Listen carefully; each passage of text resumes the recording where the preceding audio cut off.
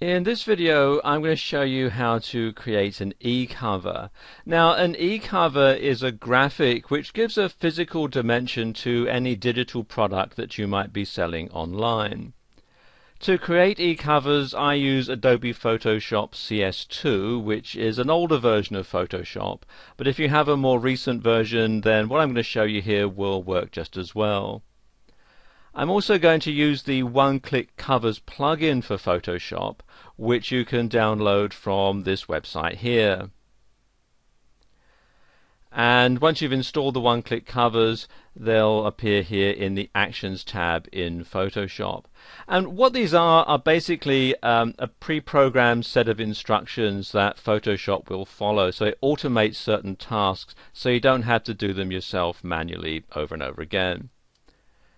Okay, to begin, what we're going to do here is use ebook 2 for this example.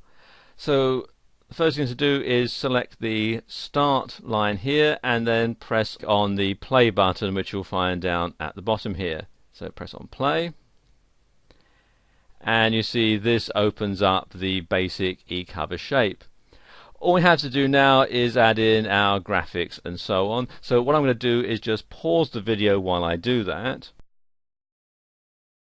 Okay, I've put in some simple graphics here, and I've also saved it as a Photoshop PSD file. You see here I've called it fantasticcover.psd, and I always save my e-covers as a PSD file when they're at this stage, when they're in this flat stage.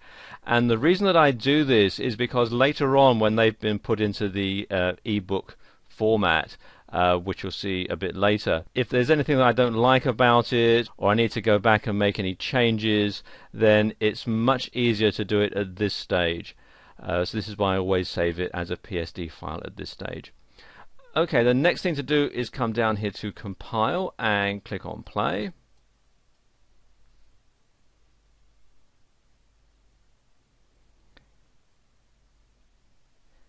And you see Photoshop does all the work in the background to turn it into an e-cover like this. And then finally what I need to do is come here to finish and again click on play, and that trims it down to the correct size.